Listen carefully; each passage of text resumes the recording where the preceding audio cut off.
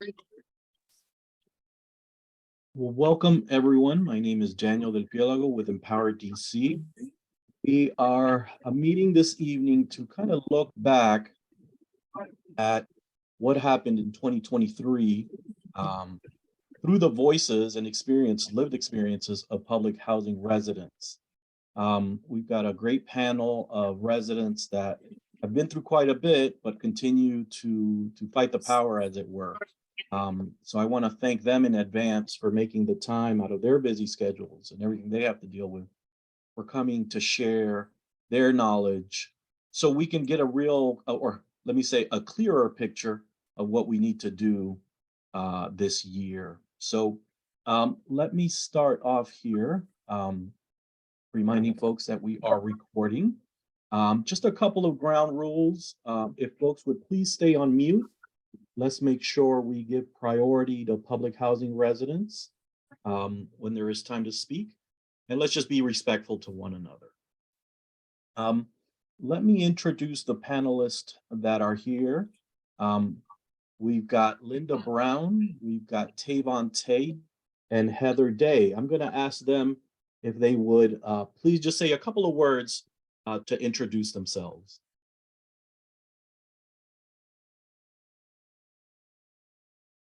And out of the three, whoever is ready, please jump in. Okay. Good evening, everyone. My name is Heather Day. I am a public housing resident.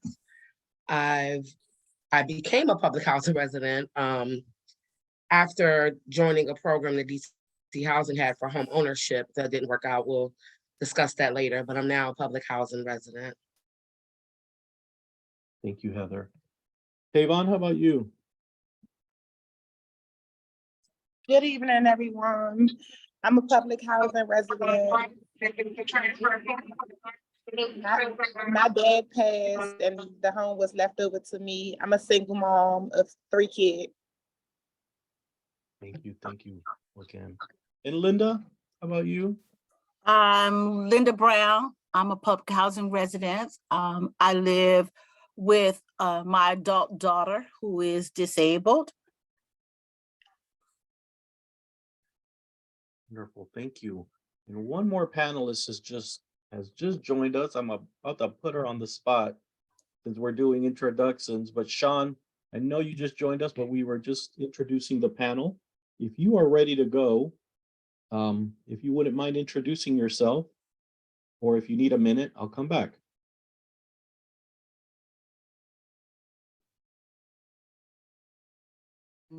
Hi, everybody. I'm Ms. Shantae. Hi, I'm the president of the council at Park Morton over in Ward 1, 2-term president, and I'm glad to be here. Thank y'all for having me. Thank you once again for making the time. I know wrestling, getting home, and children and all that, so I really appreciate everyone who's made the time to be with us this evening. So 2022 was another tumultuous year, we could say, for public housing. No one knows that better than public housing residents. So we want to discuss some of the major issues from this past year and see, how they have affected the residents that are here, which is a good indication of how it's affected the wider public housing, a community.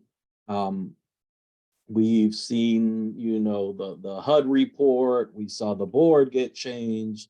Of course, we see some of the persistent issues that occur in public housing.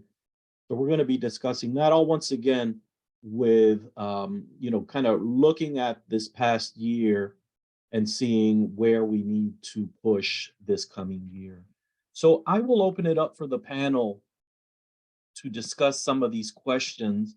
If anyone has any questions or anything as we speak, please feel free to drop it in the chat. We are building in some time for other participants to speak, so we will make sure to do that. But let's start off with what is probably one of the most persistent issues that faces public housing residents, and that is conditions. For years now, the Housing Authority has been bold enough to say or to admit that, yes, they have conditions issues, but we've seen very little done in the way of wholesale improvement of public housing properties, and of course, the conditions that residents live in. So I'll just toss it over to the panel, to talk to us a little bit about conditions that you may have experienced. You all are tenant leaders in your own right. So you've likely spoken to other folks on your properties and in other properties about these issues. But talk to us a little bit about this issue around the very poor living conditions that public housing residents are faced with. And I think Sean wants to start us off. Yes, please. Thank you. Park Morton has faced mold issues. We have asbestos. We have lead pipes, lead paint, lead dust, which has led to a lot of health issues. I myself developed late life asthma. I didn't even know that that was possible. But because of the environmental conditions that happened. Also, we have DC Housing Authority doesn't like to deal with the rodent issue because they don't like to remove the trash as often as they should. We have people who live in the homes that are adjacent to us that, people tend to illegally dump their garbage into our trash cans, which overflows the dumpsters. And before we know it, we are faced with the rodent problem. So we have, and rodent droppings also cause health disparities. That's right.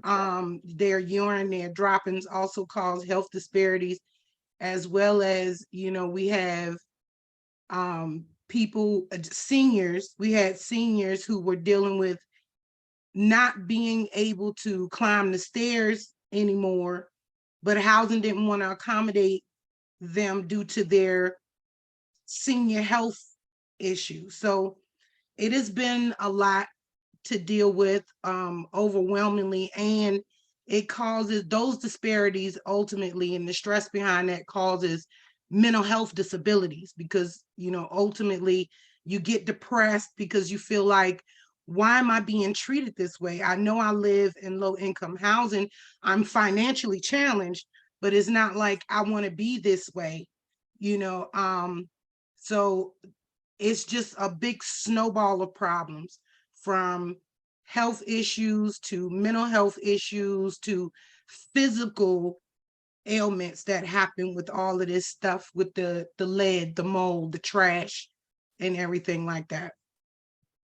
Thank you, Sean, and thank you for making that connection to the health outcomes, to your living conditions. I think that's something that, we are trying more and more. It's obvious to public housing residents. I think we need to lift that up, because, yeah, many people are just developing, as you mentioned, like, adult onset asthma, like, when does that happen, right? It's got to be connected to the poor living conditions. So thank you for making that connection. Linda or Heather, any thoughts? Well, Yeah. I agree. Oh, go ahead. Go ahead. I'm sorry, go ahead. No, you go ahead, I'm sorry. No, I was gonna say, I agree with Shante. The repairs are not consistent. So when you repair something, it is like you do it, it's like a Band-Aid. You don't get to the root of the problem. So you come back often than not to have to do something over again. That the buildings have been neglected for a long time. So you have to put more work into them than just coming out and dealing with what's the symptoms are. You have to deal with the root of the problem. So myself is I'm living on the ground floor of my apartment. The rodents, you have to make sure that the doors and the windows are sealed so that they can't get underneath the door and come into your apartment. You also have to I just had them clean the vents again. And you have to ask for that to be done when they know that it needs to be done. And so the ventilation system is poor. And so then again, you have all of these health challenges tied into the ventilation system. So that the repairs, it's just not enough to do the repairs. You have to actually deal with the problem, fix the problem.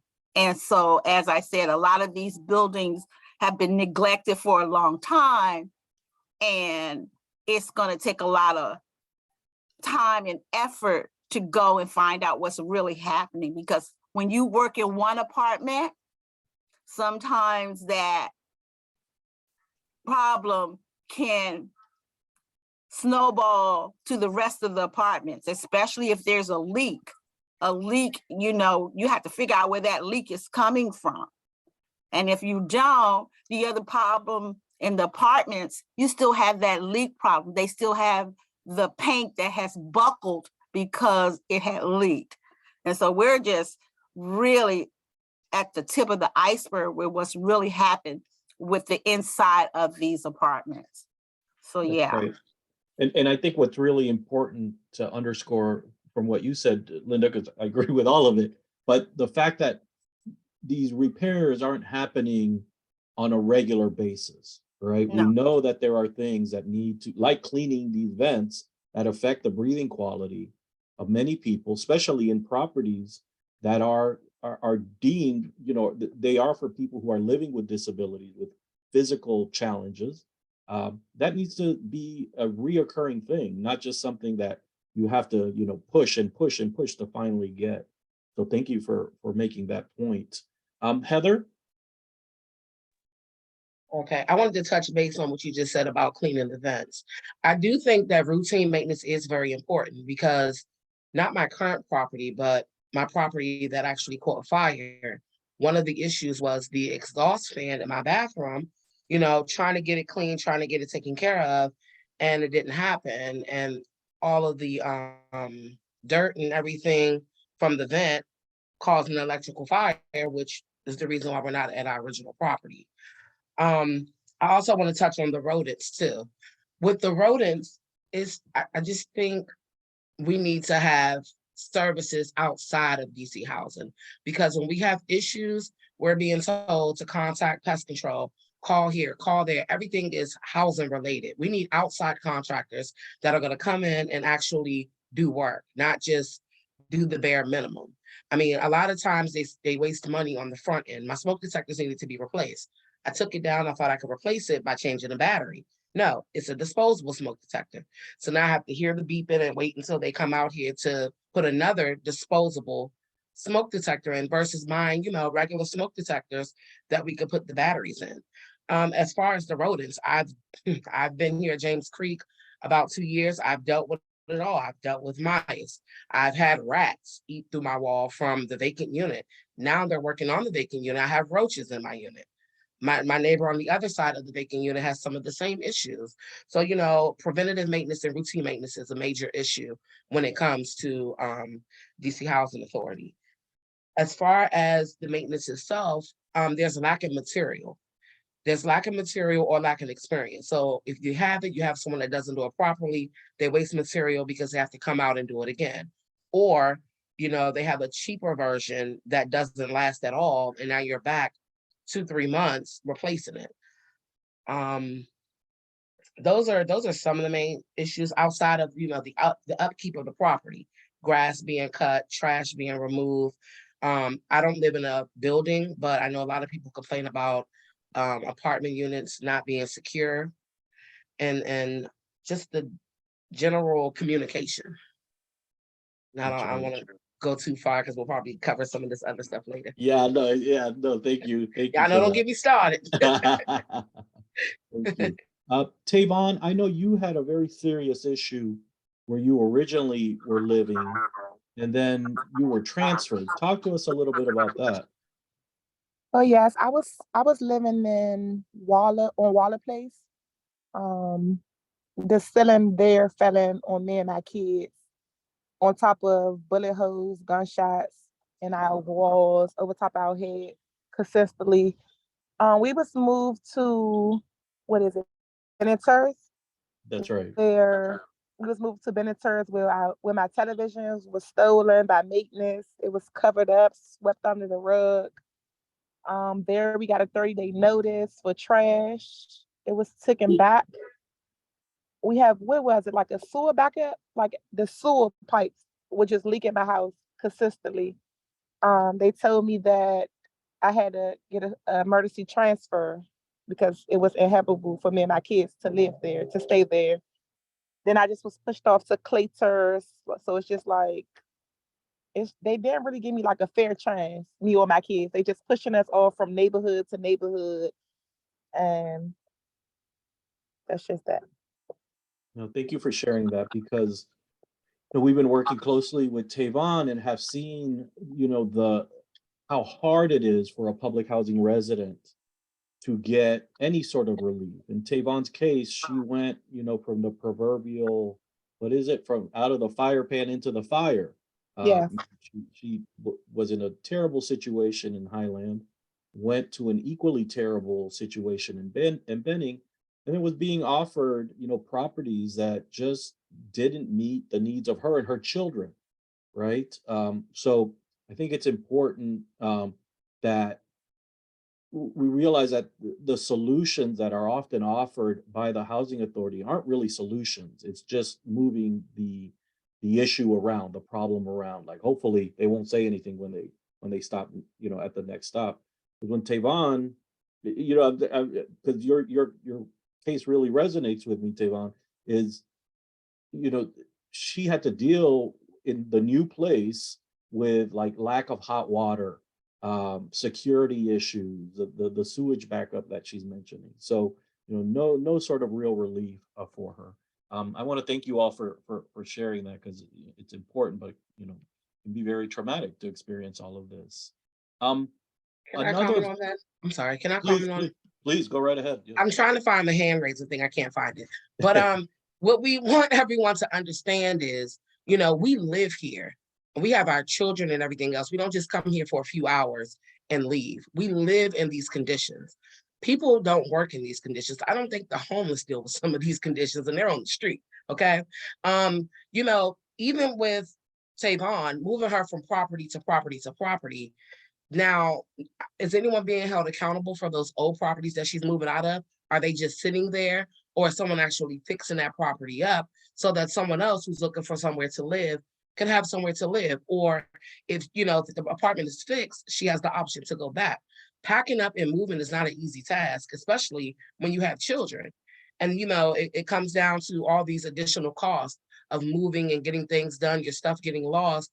It's like, no, I feel like no one is being held accountable for any of these actions. And that is like the biggest issue around all of these issues. No accountability.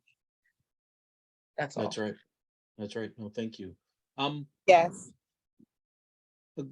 Let's move on to another topic related to this because so back pre-COVID, when Tyrone Garrett was the director, it appeared that the housing authority was moving towards large-scale redevelopments. Like that was their solution to the conditions issues that existed on their properties. So, then COVID hit, and then they just couldn't get these redevelopments off the ground. Many of the people on this panel are folks who have experienced, lived on a property that's being redeveloped. To my knowledge, many of the redevelopments are just kind of simmering in a sense. There's no real timeline to when they will be, done, when they'll be delivered, when folks can come back, what they'll come back to. For those on the panel who would like to speak on, the effects of these redevelopment promises, please feel free to let us know.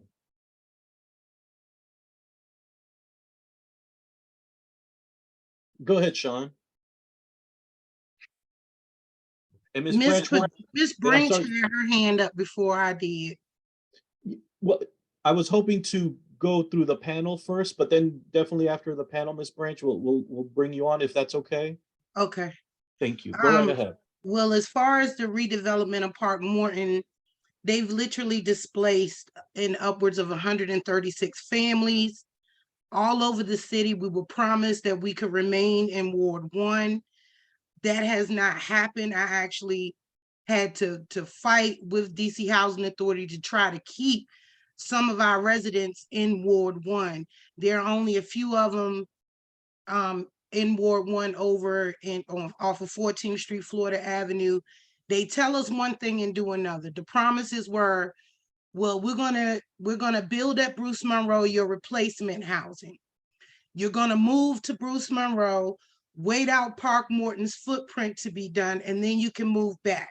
Then they changed it and said, well, if you move to Bruce Monroe, that's one-time move, you can't come back to Park Morton.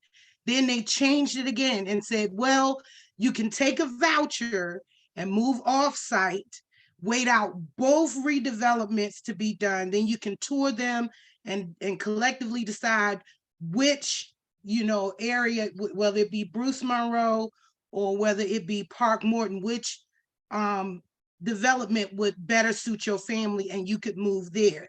However, since things have just kept changing, we know for a fact that a lot of us are not coming back. Many of the residents that I've spoken to who have taken the vouchers, like, I'm out of Park Morton, I'm free of public housing, I'm never coming back. Don't contact me anymore because it's just be too stressful to deal with this redevelopment. So housing is still having meetings with my residents without me being present. So I don't know exactly what they're telling them because they lie. They lie, and I've been the person to catch them in that lie, call them out on those lies, and so they retaliate against me for that. So this redevelopment has really, it's a money grab. If you don't have the money to be able to sustain living off of a voucher and be able to buy a home through the voucher program, then you're just out of luck, because honestly, they have not made it so that you can take a voucher and then come back to public housing. They've just exiled you from public housing altogether. That's right. Thank you, Sean. Heather or Linda? Or Linda? Yes, I think the thing is follow through, is that we would have meetings with housing authorities and the developers. And this meeting was about what you would like to see on the property. And so you having all these meetings with these developers that are bidding for these properties, but I live in Greenleaf, so it will fall through. And when it falls through, the residents are left in limbo of trying to figure out, okay, well, what their next move is. But in the meantime, you're actually moving people off the property. And when you're moving people off the property, that's so that you have less people to deal with, or the developers have less people to move off the property and find somewhere to live, so that you don't have to go through that. And then when you offer them vouchers, there are places in DC that won't accept those vouchers. So still you have no place to go if these developers aren't accepting the vouchers that they want to give you to move off the property. And so if there is no cohesiveness to what they're saying. So everyone is saying something different. They're not on the same page. And all we know is that our housing is unstable. We know that we're paying rent to live somewhere, but yet we're in limbo because we don't know when our families may be pushed out or forced out of places that is affordable, since that's why we're here in the first place. because the places are affordable. That's what we can afford. And so I think a lot of this has to do with what the housing authority is trying to do and what the developers are trying to do. And it's not matching up with the residents, because these are human beings. These are their homes. This is these are their lives we're talking about. And so we have this because they aren't listening. No one's listening. They just are talking about property. And we are talking about people and families. That's right. That's right. Heather, how about you? I know you've been through it quite a bit with this redevelopment stuff. Right, so I came from Elvins Road. Elvins Road, it was townhouses. It was a program where it was like a home ownership program through DC Housing that wasn't really managed properly. It's a lot behind that. But with that property, we were told that the units would be under the RAD redevelopment. It's been pushed back and pushed back and pushed back. So I've been over here at James Creek for about 2 years. My property at Elvins Road caught fire. I was asking about repairs. They didn't do any repairs. The only thing they did was lock me out of the unit while trying to move out of the unit and change the locks. They still have the tarp on the top of the house. They have done no repairs whatsoever. So when I would ask them about the repairs to the unit to move back, because here is horrible, I'm being told that it will be done with the RAD redevelopment. So I don't understand. Myself and other able participants, which is Achieving Your Best Life, that's the name of the home buyers program. A lot of people are moving out on their own. Some people like myself, I can't really afford to buy a house at the moment. I was going through the program and, getting assistance with getting credit building and trying to find out the things that I need to know so that I can move me and my family into a home. When we ask housing questions about the redevelopment, we get all types of lies. We get whatever answer they want to give us. I remember last year there was a call, and I think the gentleman's name is Andre Gould. He was telling us about the, I think it's called DCHS, but it was pretty much a committee that housing was putting together to pretty much choose the contractors and choose everything else. So, we asked on that call, well, what about having residents be a part of choosing some of the contractors or people who are doing the redevelopment? We were told, I want to quote it, but I may mess it up a little bit, but we were pretty much told, we are the ones that make the decision about your life. And we were like, well, how do we not have any input? You're pretty much telling us, hey, we're going to put this committee together to help you guys to find out what's needed to do what's done. But then in the same breath, you tell us, this is the committee. We make the decisions about your life. That's right. And just to clarify or to build on that, Heather, what they were saying is that when they do these RAD redevelopments, which is a national movement, the HUD is behind this, right? It actually started under the Obama administration. But RAD, the Rental Assistance Demonstration Program, is the new redevelopment ploy for them. So what they were saying is they run these RAD redevelopments through nonprofits, through LLCs that they set up. And they had set up this, DCHS, DC Housing Solutions. And when residents asked who were these people? The answer was, they are people who make decisions about your life, which was just, to me, so insulting to public housing residents. Ms. Branch, I want to let you jump in the conversation because I know you look like you really have something to say, and we definitely want to hear it. Please go right ahead. Thank you. I have a couple issues I want to touch on very quick. First off, when the pandemic hit, EROC was giving money out to help people pay their rent.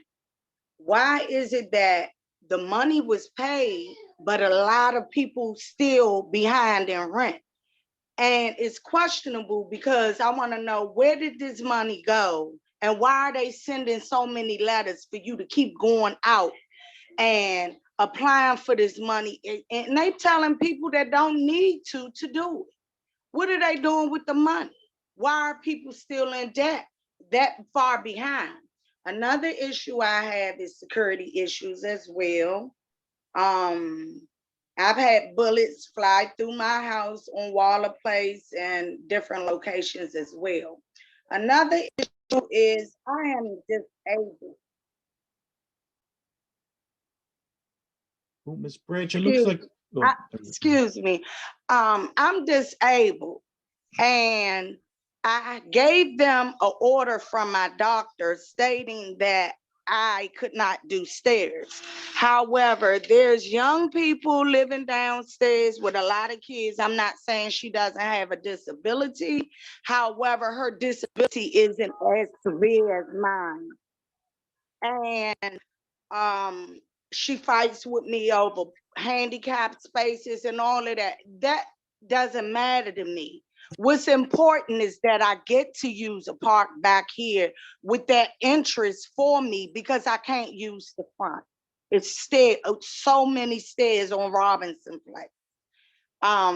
Another issue was I was verbally assaulted by a property manager. No one took accountability. They're telling me at housing that this guy does not work for housing. However, he's using their web address. And to my knowledge, when someone uses a web address that has housing department in it, you are affiliated with them. You're from them. I'm being told that he doesn't work at housing. It was no accountability for that. No one returned calls. I received a letter early saying that I needed to recertify. I tried to recertify and it was the wrong date. No one wanted to answer me. No one got back to respond. The supervisor told me once I was ready to leave this property because of what's going on in the rent office, I was told that I can't move until after my research date. I've never heard that. It's not in my paperwork. And if they're going to be changing laws and rules, can we know about it? Can we be informed? Is That's no right. accountability. No one answers the phone. It's like the government is closed. And it's been like this since before Thanksgiving. This is what I've been going through. And I feel like my money for my rent has been stolen. They're not giving me that money back. They're credited to my rent. And I'm done. Thank you, Ms. Branch, and I definitely want to follow up with you. Okay, so I'm gonna follow up with you tomorrow. Let's definitely make some time to talk. And Ms. Branch actually brought up an issue that was the next issue I wanted to bring up that many public housing residents have to deal with, and it's the lack of security. Many people feel trapped in their homes, especially, well, let me let the residents speak on this because I think it is a serious issue affecting many residents. Heather, I'm going to ask you to start off because I know you've had some serious security concerns on your property. All right. So yeah, over here on James Creek. So I'm at James Creek, but Syfax Garden, N Street, Greenleaf, I'm surrounded by a lot of housing properties. There's just been a lot of issues. Let me start with myself. Actually, last year in May, myself and a friend were sitting in my car waiting for the rain to calm down. Next thing you know, we're approaching my car. We have officers with guns and flashlights shining on us. They're telling us, oh, we're looking for 3 males and a black Pathfinder. I'm like, well, you have my street lit up. You see that my car is not a Pathfinder. It's not gray. It's 2 of us and we're females. I've been going back and forth through FOIA. I've went to witness a few police body cams, which I have not received the body cam of the actual officer who was at my window with the gun pointed at us. I feel like this is something that's kind of being covered up and it's not right. I'm sitting here, I live here, I'm in front of my house and I have guns pulled out on me by the officers. Now, when we have all of these other issues, such as my alleyway, we have, I will call them zombies. We have people who are using every kind of drug you could think of in the alley. And they're tripping out, pushing falling all over the place, naked, just all types of things. You know, that's a safety issue. I can't send my kids to do the trash. I can't do the trash because we never know what type of person we're going to run into in the alley. There's shootings in the daytime. I pick up my granddaughter 1:30 in the evening. They're shooting right out front, broad daylight. No one is being accountable. If the cops show up, they come up, they drive by, and they keep moving. You know, if they know that there are neighborhood beefs, we're being told, oh yeah, some guy was locked up, he's back home now.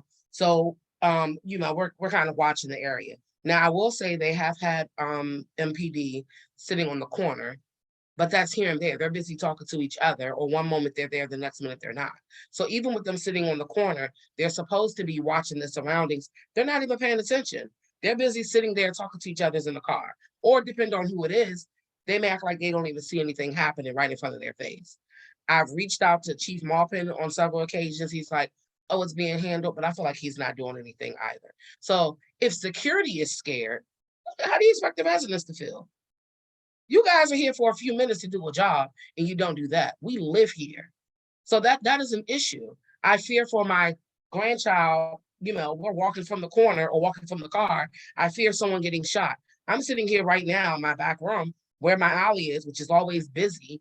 I don't know what's going on out there. I had a gentleman come in my yard threatening to shoot my house up a few weeks ago. And I'm like, I don't even know what's happening. I go upstairs, I talk out the window. He's like, oh, you guys think pretty much he's drunk, he's on drugs, he's tripping out. I called the police. I'm giving the police my story. They're acting as if they're not believing me. So then the other officer comes to my door, I explain it again, tell him what's going on. Luckily, the guy is still out back in the alley tripping out, so he was able to come out and see the guy. But the fact that it took 5 officers down one person who was on whatever drug he was on, that's scary. It takes 5 officers to hold down someone who was just running freely off drugs in my yard, in the alley, and all of the other crime. Like, what are we supposed to do? That's right. Thank you. Thank you. Tavon, I know you've dealt with these issues too, where you lived, and then when you moved into your newer property, were you able to share some of that story with us? I had this like the same prior issues. It was bullet holes, about multiple bullet holes in my kids' windows on Water Place. I also was offered James Creek, but I turned it down. It was like a man with needles just in the front yard. Like she said, people hanging out. So like I tried to, like I have, here's one of my kids right here, Naima. I have young kids and it's just I lost both of my parents. So I'm trying to, like go to work, have a better living for them. It's just not, as we speaking now, I just got home. We still have boxes. They just moved us to a new unit. We haven't even finished packing yet. So it's like, we can't get comfortable nowhere we go. We back on Clay Terrace. We just had a sewer backup in Simple City. And it's like, they just forcing us out. They just giving us anything. I asked too, like when the unit is fixed, will we be moved back there? What's our options? They just really, you could take it upstairs. They just really like, they all stick together and there's no one here to help or support us. I'm sorry, I had to charge my phone. No, and when you moved to Benning Terrace, you had TVs stolen from your Yes, home. I had TV stolen from my home from, like I said, that we've been talking about it. I said it was the maintenance that did it. No one come back there like I heard someone saying earlier how it's 5 vacant units beside me. I'm the only one that lived back there. No one came back there. I had packages that was back there. Like someone had to enter my unit with a key. When I suspected the maintenance, the camera footage, the police never got it. It was hidden. It was swept under the rug. They told us that they couldn't. They took so long with the process that they told us that they couldn't even run the camera footage. I talked to, Chief Murphy? Did y'all just mention? I spoke with him several times. Nothing has been done. They offered me a 30-day notice for harassment on top of that. And I was basically put out of that unit to move to a new unit because there was a sewer backup. No one was supposed to be living there in the first place. Like my kids' school, we just moved. They just started going to school there. Now we have to find another school because we just was placed here. And it's like, we still haven't been able to get our life together yet. Thank you for sharing that. And I mean, I think what I want to underscore here is, these ladies, these women are taking, all the necessary steps, right? They're doing everything they can. They are engaging with, the chief, they're engaging with the housing authority. But, day after day, month after month, there is this lack of follow through and there's a lack of closure in what happened. Linda or Sean, any thoughts on the security issues? Yeah, so Park Morton had a really bad security issue with the drug boys breaking in, the junkies, same thing, junkies in the hallway, leaving needles both on the playground and in our buildings. So I took it upon myself, and this was even before I became resident council president, because my children were playing on that playground. So I went to Home Depot and bought a length of chain and some master locks to lock up the playground, because they were getting high on the playground. Somebody defecated on the jungle gym thing up there where the kids play. And on top of that, y'all may have heard about this on the news years ago, but a 6-year-old child in 2014, I believe it was, because I was pregnant at that time, got shot on the playground because some guy was trying to aim at another guy on the opposite side of the playground. So, one lady went into early labor with her baby. She was pregnant at that time. The stress of it all set her into an early labor. I put in the chat, my first night moving into Park Morton, I had a bullet come through my kitchen window. And it wasn't until, and that was in 2001.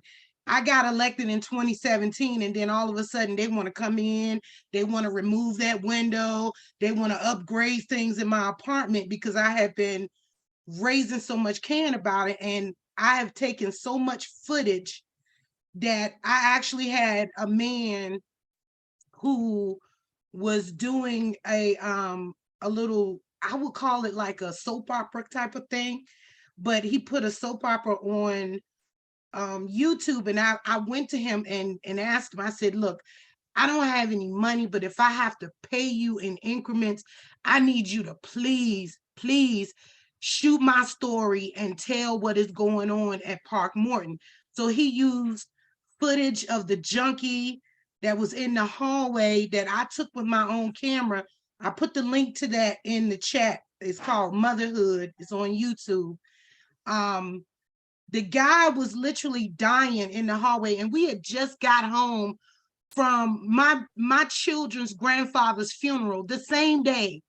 Just got home. We hadn't even gotten out of our dress clothes when we found this guy in the hallway barely breathing. And that the constant, we would find they would do fellatio in the hallway, and it was awful. I had to fight. And Daniel, you can attest to this. I fought to get locks That's right. put back on the building doors because of the atrocities we were experiencing as a community.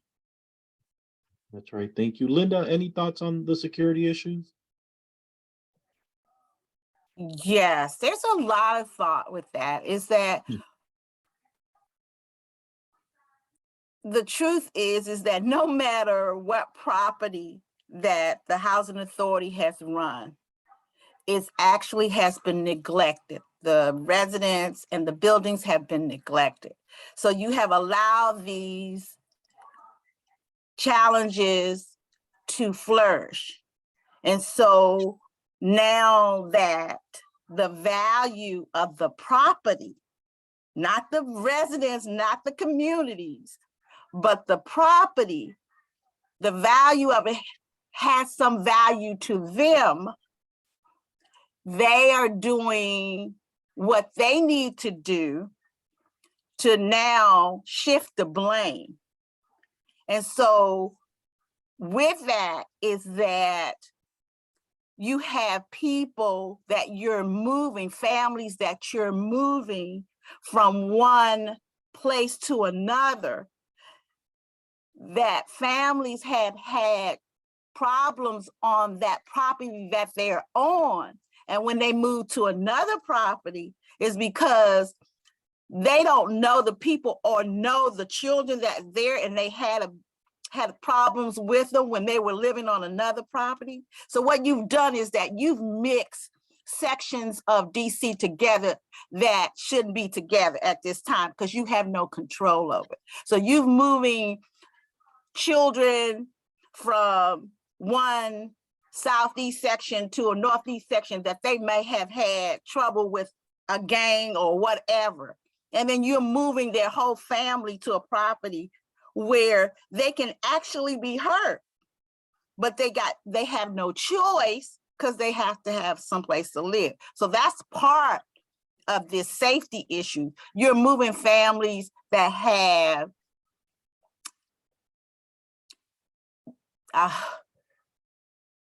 discrepancies or fights with from other properties. You're moving these children around, you're moving their families.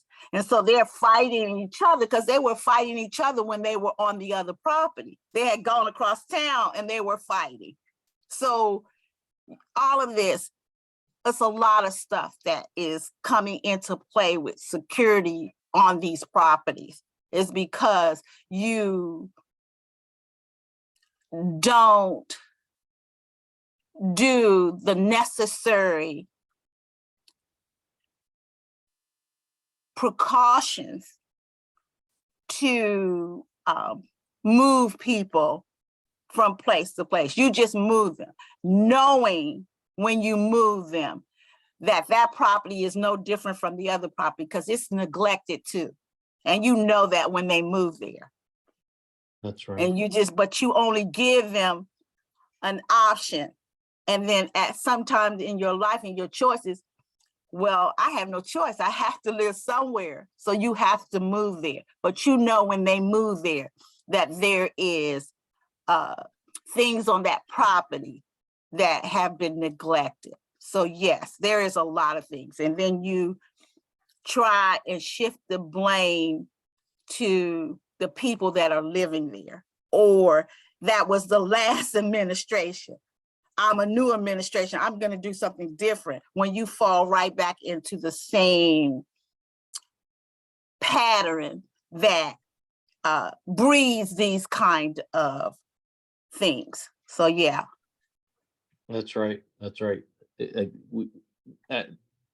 That's so, to me, that is, one of the main issues is that, even though there's new leadership or just changing faces, the problems still continue to be the same. So there's no organizational knowledge retained to improve from the issues. So I think something that we definitely will be talking about just in a minute. I want to be mindful of time. There's several other topics I wanted to get to, but I do want to make some time to talk about some next steps, because I hope that what we're hearing today is, we're not doing this necessarily just so folks can hear, all of these problems. We want to make sure that people understand that they're very real, but we want to use them to inform the advocacy, the work that we have to do over this year to demand that these conditions improve. So towards the end, well, it started, I believe, in the summer, but we all started hearing HUD is coming. We started hearing HUD is coming. HUD is going to investigate DCHA. And then we received, it happened, and HUD handed down a report that, in my opinion, really just upheld what we've been hearing today and what we hear month in and month out at the monthly Board of Commissioners hearings that the Housing Authority has. It really underscored the issues, as Heather mentioned a little earlier, the communication issues, the languishing redevelopments, the terrible conditions. It was all validated by HUD. And while, we're still waiting to see what really comes out of this, what I think is it shined a brighter light on these issues. So we definitely have to use, this time that we have now where these issues have become more front and center. to make some real changes. But, you know, if our panelists would like to, you know, just talk to us about, you know, what were your feelings, you know, when that HUD report came down, because it was truly damning for the housing authority. I'll keep it short and sweet. Please. Pretty much, I mean, I feel like the report is accurate, and I'm so glad that it's on paper and someone is pointing out this stuff, because when we complain about it, when we put in work orders, when we talk about it, you know, we're just complaining. You know what I mean? And they're not doing anything about it. Like others have said, we're bullied when we have a problem, when we have an issue, when we tell you the living condition. They don't understand that. Like even with the unit, if you do a walkthrough to a unit, oh, it looks fine, everything looks good. You don't understand that stuff does not work. Things break down, things happen when you're living in the unit. You have to spend more than 5 minutes in the unit. And for us, we live here in these conditions. We spend majority of our day here with these conditions. They don't understand the, you know, the effect that it has on us as a whole. You're getting up, getting your kids ready for school, you don't have any hot water, or you can't leave out your door because somebody's shooting, or, you know, the different things. So I'm actually glad that HUD evaluated DCHA and they have a detailed report of a lot of the issues that we spoke on. I just hope something is done about it. That's right. That's right. Thank you. Tavon, Sean, Linda. Well, you know, I hate to be so skeptical about, but it is the routine. HUD report is on paper. It's one thing to put something on paper. It's another thing to put it in action. And so a lot of that was on paper. And so when we went to the commissioner meeting, Daniel, that time, and the director said, well, that doesn't mean that we're going into receivership. So me, it's like, again, paper is subject to interpretation. Who's interpreting what this report is? That's interpretation. That's gets lost in translation for me. So what I would like is that we stop putting things on paper without having action. It's like you can write anything down, right? Say anything, but who is going to carry out what you wrote?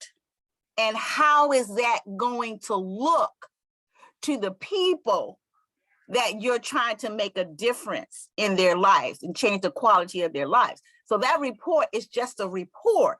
It has no value until it is interpreted, until it is put into action. So for me, that's what it is. It's a report. And we saw it, and our visual senses was, oh, wow, we've been saying that all along. But after that, no one has acted since, except we know it. But we still live this life every day.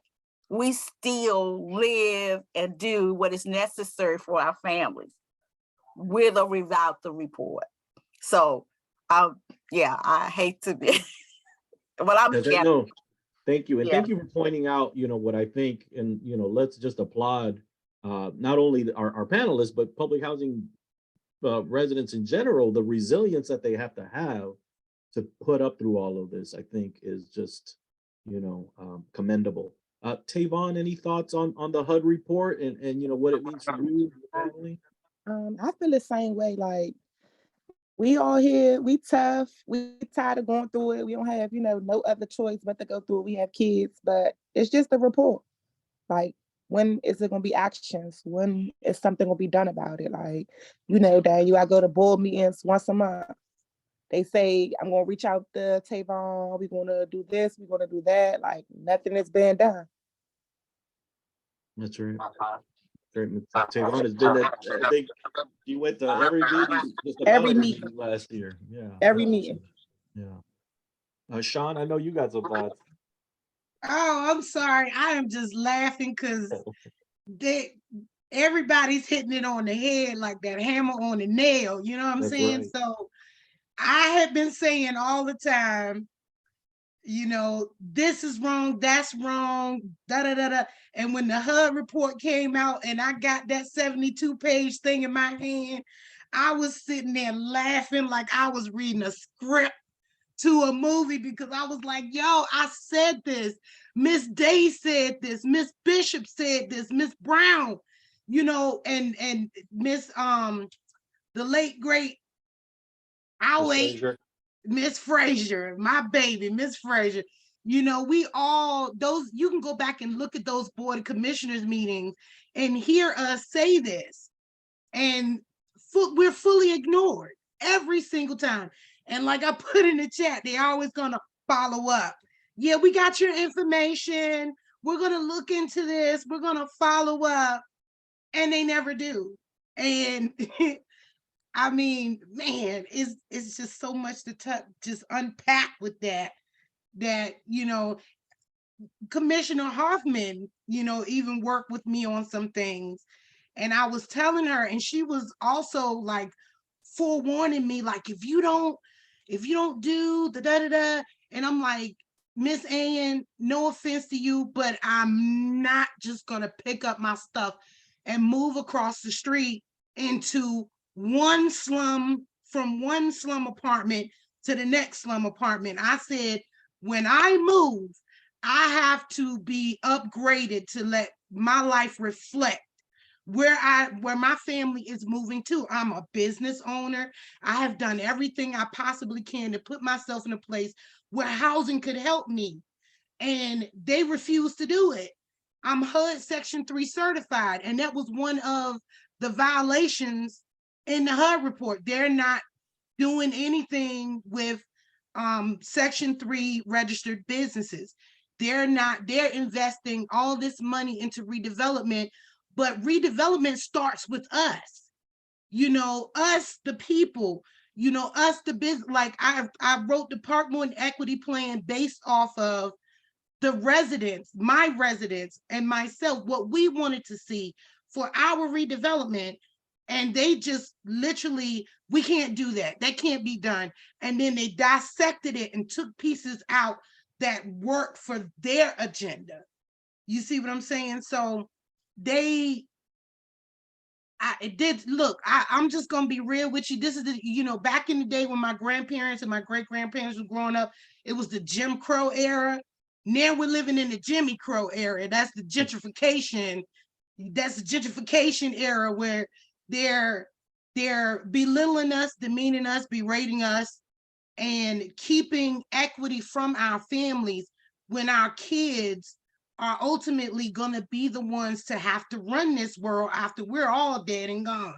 So it's upsetting that they don't look at us as humans. We actually have to fight for our human right to have housing. That's right. Thank you. That's a mic drop statement there. Drop the mic there. Thank you, Sean. That is true.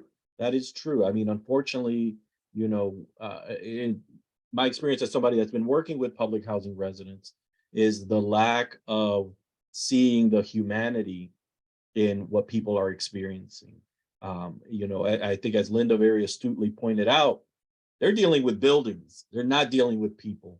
And we need to shift that thinking where we are really here to serve people instead of buildings.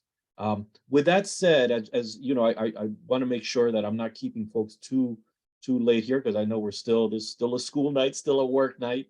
And I do want to once again appreciate. I can go all night, Miss. Thanks, Ms. Branch. Because I want to. all of this been held in, and I have no outlet. That's right. That's right. No, and we're going to talk a little bit about that. So, I want to drop a couple of things that folks maybe you know, help us in doing some immediate next steps. So I want to let folks know that on March 2nd, we have the council oversight hearings, which I think will be very important for not only public housing residents, but for folks here today who are advocates, who are neighbors, who just care to really register, please, and make sure that we are delivering this message that, you know, we need public housing repairs now. We need more oversight of the housing authority to make sure that they are living up to their mission, that they are doing what they need to do and do right by public housing residents. So I'm going to drop in the chat the registration form for not only it will we will, Margaret, yes, we will. We'll definitely have another meeting before the hearing to just get ourselves on message. The link that I dropped has all of the that's right, Heather. The link that I dropped has all of the housing related or all the oversight hearings for the housing committee. It also it includes the DCHA oversight hearing. So I know we've been registering ourselves. We encourage folks to please register, you know, even if it's, you know, it can be as simple as we need to do better. We need to do better. We need more oversight over this government agency that receives local funds. It receives a lot of federal funds, but it also receives local funds. And we need to make sure that they are investing these dollars in the right way. So I want to share that with folks.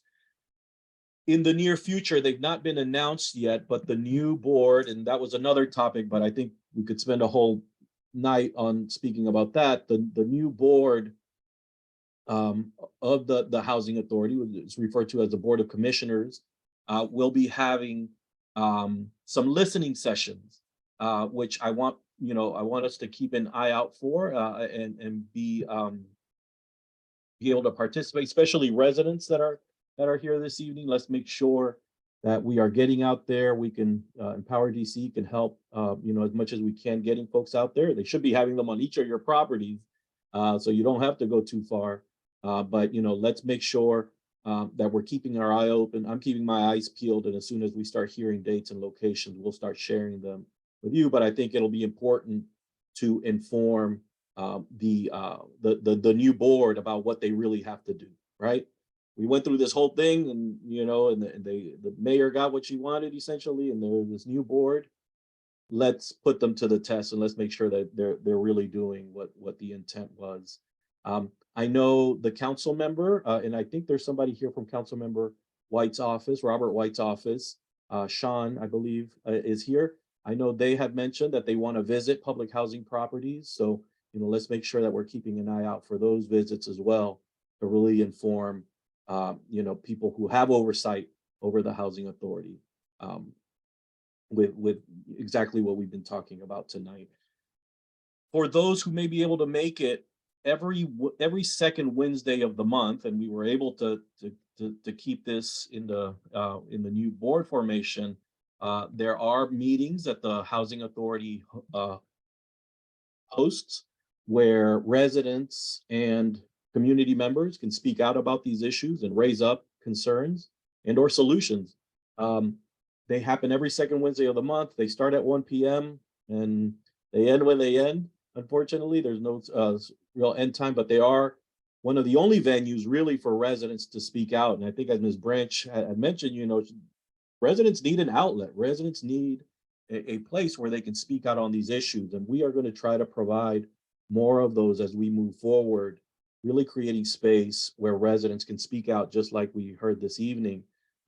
It's not only the board, the directors there, or the commissioners or the staff is listening, but a broader audience is really getting in tune with what's really happening with public housing. So as we begin to close up, I want to ask our panel if they would bless us with some last words, some suggestions about what we need to focus on for this coming year. I don't think it has to be, any like super specific plan unless you have one, but really, what type of supports, what are we looking to happen this coming year?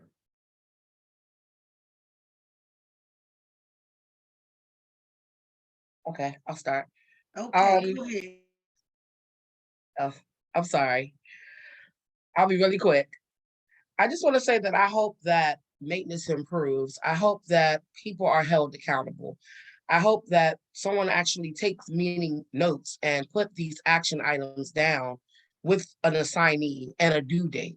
I hope that in the beginning of these commissioner calls, they go back to those action items from the last commissioner call, because we talk about this stuff. They say, oh, we're going to follow up. It doesn't happen. Or they call you just to say that they called you, but talk about nothing. And then 30 days later, they still don't have a solution, to answer, a follow-up, or anything else to say. So I just hope that the residents are able to get more involved. I hope people take accountability. We just got to continue to stick together and get our voices heard. I mean, we're not the only ones that are dealing with these living conditions. However, they can't bully me too much. Listen, it's nothing y'all can really do to me except for put me outside. And you're gonna have to put me out physically. I mean, it's just sad because a lot of people are dealing with stuff and they're afraid to speak because housing will retaliate against them. So I just hope we continue to do calls like this and, get our voices heard. I just want us to make sure that we keep our foot on their neck and the fire under their tail, because they've gotten away with this stuff for too long, and it's time to hold people accountable. It's time to get maintenance employees or people in places that can actually do the job. It's time to reach to outside contractors, not this LLC you made up last night so that you can still get the money that you're stealing from us and we still get a half job done. Like, there needs to be accountability. There needs to be, this stuff needs to be tracked. It needs to be managed. It needs to be a action for something that's not done. The issue is no one is holding anyone accountable. There's no due dates. No one is assigned to do anything, and it's not being followed up on. So hopefully this year, some of these things take place. That's right. all I- Thank you. Tavon, any thoughts as we close out? What you'd like to see for the coming year? Or for this year, actually, we're already here. I'm gonna say just actions. I think everyone else said it well for me. No, thank you. Thank you so much. I think that's where it's at. It's action. We need to see action behind the promises. Sean?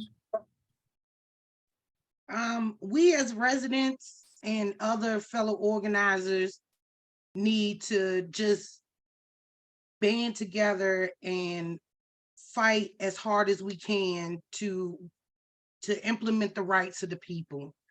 So we can't get any accountability if we don't stay on them. We can't get things moved, or we can't get our voice. It's like one person singing. You can hear that person, but guess what? A choir, you can hear them much better than one person singing. You understand what I'm saying? So we need to be a united voice, be that choir that they hear when one speaks. You got the voices in the back amplifying that 20 times over.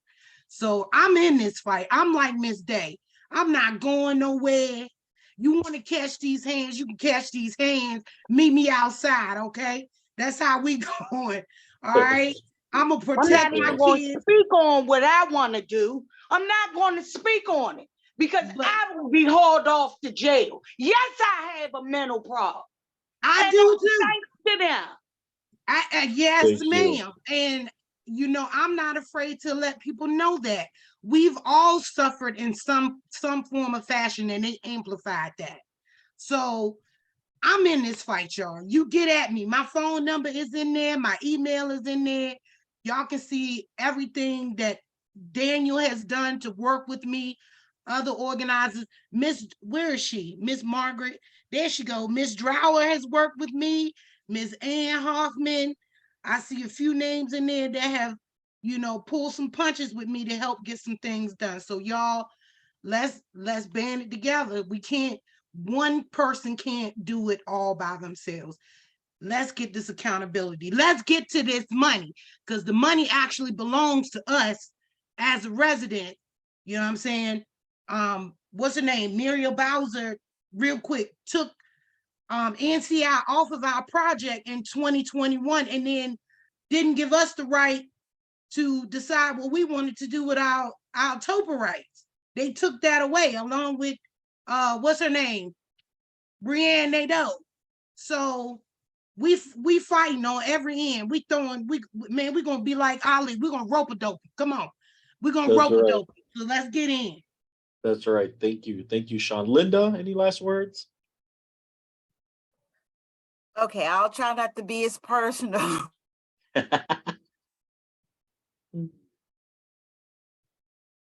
Oh, I think you're on mute. You muted yourself. Okay. Can you hear me now? Yep. I just would like for us to be mindful that when we're in these spaces that we're in and we're talking about this, that when we leave these spaces and we talk to family and friends, that we tell them about what's actually happening in the community. I wish the community would stop finding us or overlooking us as if we're as if we're invisible. I'll just say that where I live in Greenleaf, they've built all around these housing projects, and people will walk up and down the street and not acknowledge that you're there. But yet, there's the building that I live in, and you can see some of the conditions that the buildings are in. And this is a neighborhood that you've moved into. So just be mindful of your responsibility of what you've entered into these communities. How can you assist these communities that you enter into? It's not just enough to just have these conversations. Take them out of the conversations we're in when we're with our friends and we're relaxing at dinner. Did you walk past Greenleaf? Did you see Definitely, Greenleaf? all the time. The streets talk better Yeah. than and more than the media. And The so we media want don't to talk. put the truth on it. And that's one thing I can agree with Donald Trump on, even though I don't support him. And we want to be a state. So where is your tax dollars going? We like to holler, where's our tax dollars going? When In you their see these pockets, like if the we see EROC these money. buildings, then don't that tell you something? It's not going into what it was meant to do. So I would just like to say, is we just take away, is just to be mindful of the people that you are around. These are the people that are living in the neighborhoods that you're living in. And if you want to help, be mindful, do something, whatever you can do, take some action. If it's nothing but just a hello or a smile, just take some action. It's all That's right. about action for me. That's right. But once again, let's give these ladies a round of applause. I'm really thankful and honored to be working with them and alongside them and learning from them and taking direction from them, because that's what I think we need to do, is we need to take good direction and take some action, just like Linda said. So we've recorded this. We'll be posting it on our YouTube if anybody wants to reference it. I'll follow up with everyone tomorrow with an email just with some of the dates, some of the upcoming meetings. There is a budget meeting that Empower DC along with Platform of Hope is having this weekend. I will send that along, the link for folks to just get an idea of the budget process, the oversight process. So I'll drop it in the chat right now, but I'll make sure to also send it in the notes that I'll send out tomorrow. But yes, please, let's just continue to, as I think we've heard, our mission is to really band together and keep the pressure on. Let's keep the pressure on. Let's make sure that we are continuing to support, public housing residents and make sure that, any of these promises that we keep hearing are actually delivered on, right? That they are actually something meaningful and improve the living conditions and quality of life for public housing residents. So thank you everyone for taking the time to be with us this evening. As I mentioned, we'll follow up with the notes and we will, we'll keep out there. We'll keep it going. So thank you all so much. Thank y'all. Good Appreciate it. night, you. thank you. Good Good night, night, everyone. y'all. Thanks, everybody. Ms. You're Branch, I'm gonna welcome. holler at you tomorrow, okay? Thank you, everyone.